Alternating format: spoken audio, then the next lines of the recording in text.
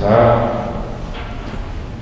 Meus caros, retomamos hoje as nossas catequeses nas missas de quarta-feira, depois de um intervalo que fizemos para as merecidas férias de muitos dos nossos paroquianos, inclusive dos padres. Hoje teremos a nossa 17ª catequese, que tratará sobre a graça. E para começarmos a falar da graça de Deus, peço que usemos a imaginação para nos lembrar de uma pintura muito famosa, conhecida de todos nós porque está nos livros de história e em tantos outros lugares, aquela pintura de Michelangelo que está no teto da Capela Sistina e que representa o ato da criação do homem. É uma pintura onde Deus está apontando para baixo, em direção a Adão, e Adão está apontando para cima, em direção a Deus. Mas entre os dois dedos, o de Deus e de Adão, há uma separação mínima. Mas nesta separação mínima, aqueles dedos não se tocam. Está representado o abismo que existe entre a natureza divina e a natureza humana. Porque a diferença entre a natureza humana e a divina é muito maior e mais profunda na essência do que a diferença entre nós e um pedaço de pau. Porque embora nós sejamos seres animados com alma, e um pedaço de pau ou uma pedra são seres inanimados, ambos, homem e pedaço de pau ou pedra, somos criaturas. E entre as criaturas e o Criador há um abismo insondável.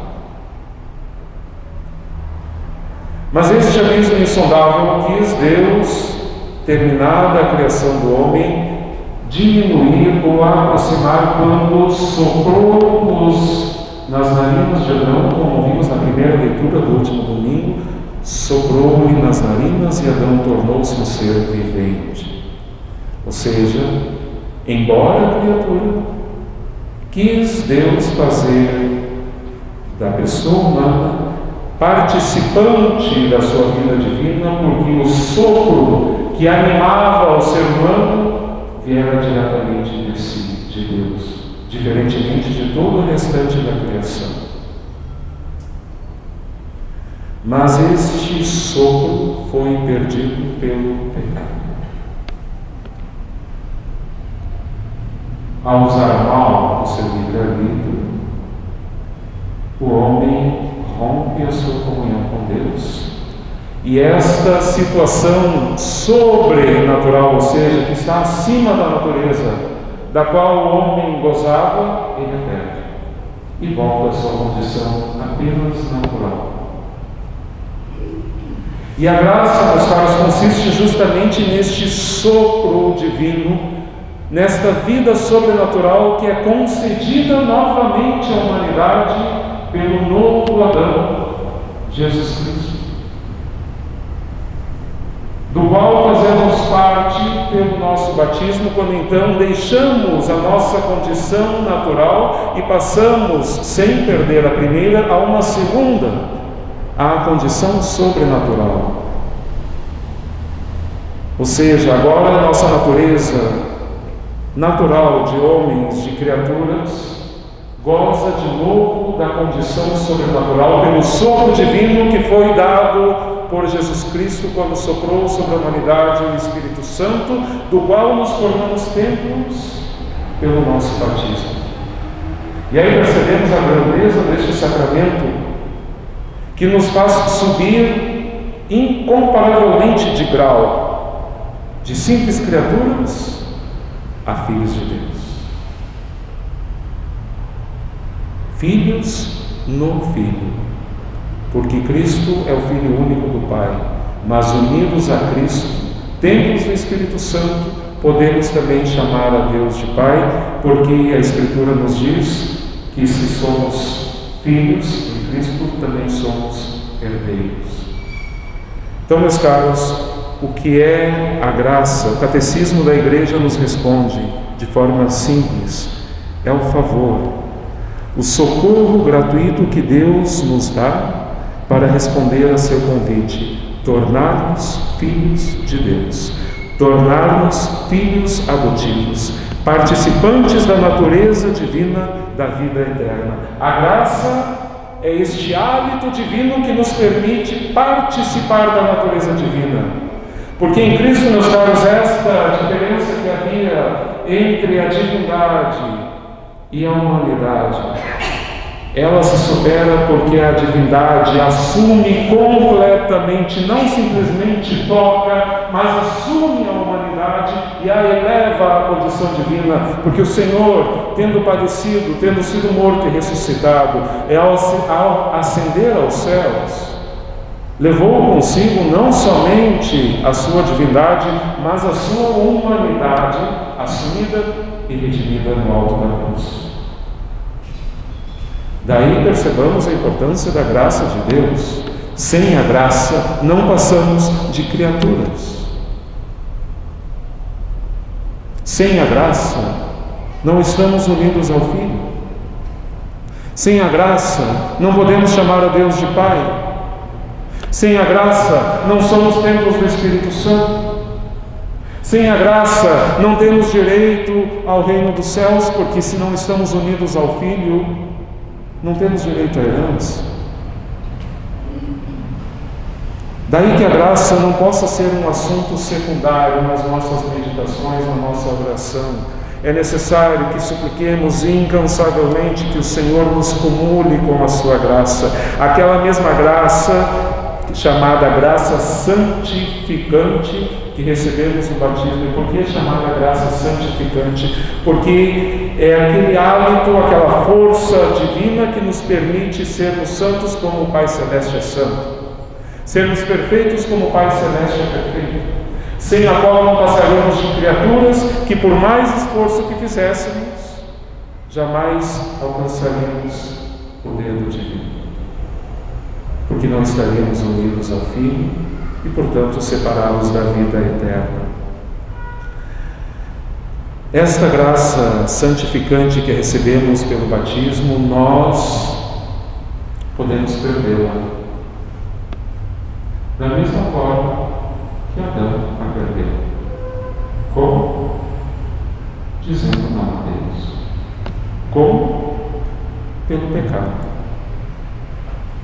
Pelo pecado nós dizemos: sei que isto é contra a vontade de Deus. Sei que isto fere gravemente, ofende gravemente ao Senhor. Mas dane-se, vou fazer. Ou seja, entram aqui a matéria grave, a consciência e a liberdade. E ao dizermos não, nossa liberdade, sempre respeitada por Deus, rompe este canal da graça que nos unia a Cristo pelos laços do batismo. Mas o Senhor, misericordioso, como suplicamos no Salmo, e o salmista diz: tende piedade, ó meu Deus, misericórdia, pede que Deus tenha misericórdia, porque sabe que o Senhor pode conferir misericórdia, porque sabe que o Senhor é misericordioso. Ao termos perdido a graça, nós podemos recuperá-la pela chamada graça sacramental. A cada sacramento, o Senhor Jesus conferiu uma graça especial. Se pelo batismo recebemos a graça santificante de nos tornarmos filhos e filhas amados de Deus em Cristo pela ação do Espírito Santo, esta graça batismal que é jogada, deitada fora pelo pecado, nós a recuperamos pela graça própria do sacramento da confissão. E percebam a maravilha do paralelo do Novo com o Antigo Testamento. Tendo Deus feito do pó Adão, soprou-lhe nas narinas, ele se tornou um ser vivente. Quando o novo Adão sopra o Espírito Santo, ao soprar o Espírito Santo, ele diz: a quem vós perdoardes os pecados estão perdoados. A confissão é necessária para recobrarmos este hálito divino que o Senhor nos dá pelo sacramento da confissão. Porque o Senhor associou este hálito divino, este envio do Espírito Santo, associou ao sacramento da confissão. Porque este sacramento foi instituído no momento em que o Espírito Santo foi soprado. E o Senhor é muito claro: a quem não perdoardes os pecados, eles estão retidos, não estão perdoados, ponto. Daí que não seja relativo: eu me confesso, se der não tem, não tem importância, eu me confesso direto para Deus. Podemos nos confessar para este pedestal da vela, se quisermos. Cada um confessa para o que ou para quem quiser.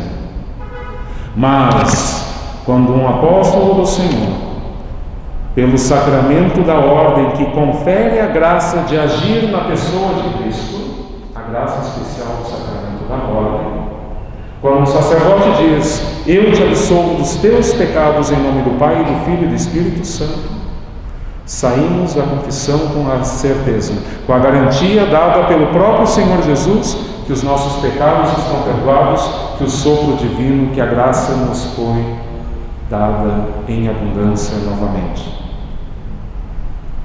E assim poderemos perpassar cada um dos sacramentos e veremos que a graça sacramental de cada um é extremamente necessária para que sejamos santos, como por exemplo a graça do sacramento do matrimônio. Também não é relativo receber ou deixar de receber o sacramento do matrimônio. O sacramento do matrimônio não se recebe somente para estar certinho, estar dentro da lei, ou porque seja uma convenção social. A união do homem e da mulher é querida por si. Ela foi instituída lá no início da humanidade. Deus os fez homem e mulher, o homem deixará seu pai, se unirá a sua mulher, e os dois serão uma só carne. Isso está no Antigo Testamento. Lá nasceu a união natural do homem e da mulher. Esta em si é querida por Deus. Não é pecado que o homem se una à mulher. Mas esta união natural, querida por Deus, o Senhor quis elevar à condição de sacramento, para dizer: aqueles, homem e mulher, que buscarem a graça específica do sacramento do matrimônio, receberão as graças chamadas de estado, do estado do matrimônio, graças para serem santos através desta união. Pecado é querer viver como homem e mulher, prescindindo, dizendo: eu não preciso desta graça. Em qualquer situação da vida que dissermos eu não preciso da graça, estamos em pecado, porque sem a graça, repito, estamos separados de Cristo.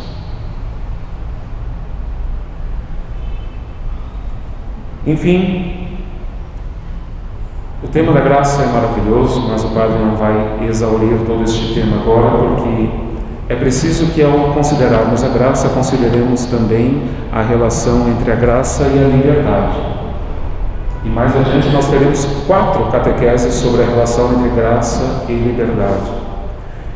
E na semana que vem nós também teremos uma outra catequese complementar a esta de hoje, que nos mostrará como nós, pelo exercício das virtudes, podemos colaborar com a graça de Deus. A graça de Deus age, mas em contrapartida nós devemos colaborar. É o livre-arbítrio. Como podemos colaborar com a graça de Deus? Como sermos cultivados um coração mais dócil à graça de Deus? Estas são cenas do próximo capítulo, que aprofundaremos na semana que vem. A correspondência à graça pelo uso do livre-arbítrio, a docilidade ao Espírito Santo, o exercício das virtudes e a cooperação com a graça. Ajude-nos, Maria Santíssima, a cheia de graça,